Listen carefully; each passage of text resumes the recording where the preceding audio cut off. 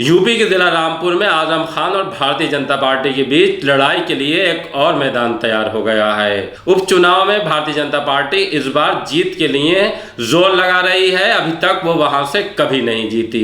नए प्लान के साथ मैदान में उतरने जा रही है। वो प्लान ये है कि मुसलमानों के बीच अगड़ों और पिछड़ों के नाम पर बंटवारा कर दिया जाए। इसका आगाज 12 नवंबर से रामपुर की सरजमीन पर होने जा रहा है। आदाब, नमस्कार, मैं वसीम अख्तर और आप देख रहे हैं लीडर हिंदी। रामपुर में समाजवादी पार्टी के कद्दावर नेता मोहम्मद आजम खान को 3 साल की सजा के बाद वहां सीट रिक्त घोषित कर दी गई है। आजम खान की इस सीट पर अब उपचुनाव होने जा रहा है। उसकी तिथियां भी घोषित हो गई हैं। इसी के साथ भारतीय जनता पार्टी ने वहां जीत के लिए जोर लगाना शुरू कर दिया है। जो सम्मेलन बरेली में घोषित हो चुका था 12 नवंबर को पसमानदा, वो अब रामपुर में करने जा रही है। इसके लिए तैयारियां तेज हो गई हैं और सम्मेलन के बारे में जो हमारे पास जानकारी थी हम आपको बता चुके हैं। ये सम्मेलन किस तरह का होगा, इसका आगाज लखनऊ से हो चुका है। लखनऊ में पहला सम्मेलन हुआ था जिसमें डिप्टी सीएम ब्रजेश पाठक, इकलौते भारतीय जनता पार्टी के मंत्री दानिश आजाद अंसारी और इस तरह के दूसरे नेता उस सम्मेलन में हिस्सा लेने के लिए पहुंचे थे और उन्होंने पिछड़े मुसलमानों को संबोधित करते हुए ये बताने की कोशिश की थी कि जितनी भी पार्टियों के साथ वो जुड़े हैं उन्होंने सेकुलर का दम भरने के बावजूद उनके साथ नाइंसाफ़ी की है, राजनीतिक दगा किया है। भारतीय जनता पार्टी उन्हें उनके अधिकार देना चाहती है और विकास की मुख्य धारा से जोड़ने में लगी है।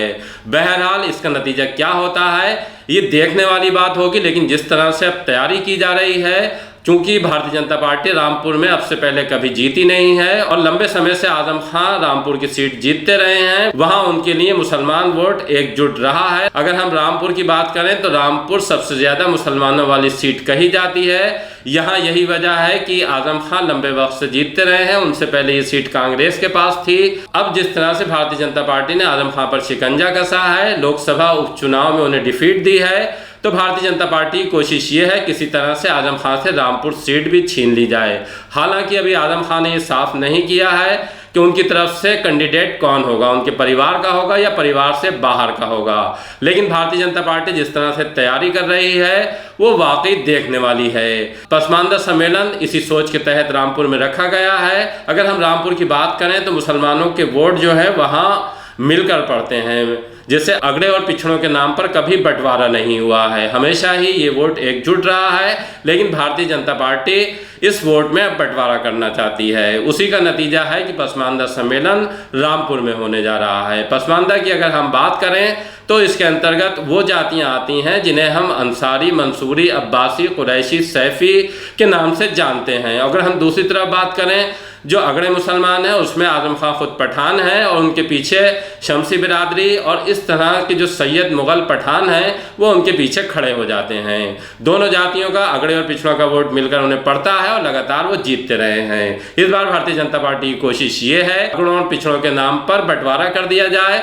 एक बड़ा vote bank Bharatiya Janata party पिछड़ों का उठाना चाहती है और वो इस तरह से आजम खान को डिफीट देने की कोशिश में लगी है। अब आजम खान के सामने बड़ी चुनौती है वो भारतीय जनता पार्टी के तुरुप के इक्के की काट किस तरह से करते हैं।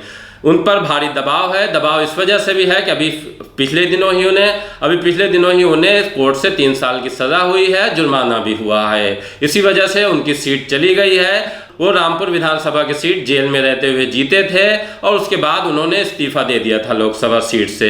लोकसभा का उपचुनाव हुआ और आजम खान की तमाम कोशिशों के बावजूद वहां भारतीय जनता पार्टी जीत गई थी। घनश्याम सिंह लोधी जो कभी आजम खान के खास होते थे, भारतीय जनता पार्टी ने चुनाव में उन्हें लड़ाया था और वो जीत गए थे। आजम खान के लिए ये बहुत मुश्किल घड़ी है कि वो किसी भी तरह से जो अपनी सीट है, जिस सीट से वो 10 बार विधायक रह चुके हैं, वो कैसे बचा पाते हैं। परिवार से किसी को लाएंगे या बाहर से कोई लड़ेगा। अभी समाजवादी पार्टी इस मंथन में लगी हुई है। कई बड़े नामों पर भी चर्चा हो रहा है। अखिलेश यादव जिस तरह से आजम खान के पीछे अब खड़े हो रहे हैं, समाजवादी पार्टी का पूरा जोर ये है कि चाहे मैनपुरी हो जो मुलायम सिंह यादव के निधन के बाद खाली हुई है और आजम खान की सीट जो उन्हें सजा होने के बाद खाली हुई है, इसे किसी भी तरह से बचाए रखना है। दूसरा, भारतीय जनता पार्टी 2024 के लोकसभा चुनाव से पहले कोई भी चुनाव हारना नहीं चाहती ताकि लोकसभा में किसी भी तरह का रिस्क नहीं उठा सके।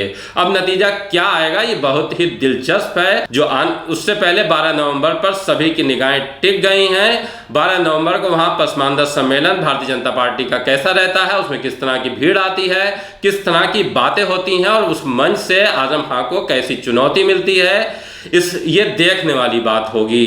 क्योंकि सबसे ज़्यादा लाभार्थी, सबसे ज़्यादा जो लाभ हुआ है, जो सबसे ज़्यादा योजनाएँ आई हैं वो इसी क्षेत्र में आई हैं। और उत्तर प्रदेश का जो हब है वो लगभग यहाँ से, चाहे वो रामपुर हो, चाहे बरेली हो, मुरादाबाद हो, बदायूं हो, संभल हो, तो ये सब ऐसे इलाके हैं जहाँ मुस्लिम लगभग 40-50% तक आबादी है।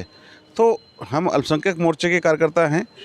यहाँ जो 8 ज़िलों के अध्यक्ष हैं अल्पसंख्यक मोर्चे के, चाहे वो अनीस भाई हों, परवेज़ भाई हों या और भी लोग हों, वो सब अपने अपने क्षेत्रों के अंदर लोगों के बीच काम कर रहे हैं। तो पार्टी का जो योजनाओं का लाभ मिलने का सिलसिला है वो लगातार जारी है। यही बात हम सबको इकट्ठा करके एक सम्मेलन के माध्यम से पार्टी की योजनाओं को बताने का काम करने वाले हैं।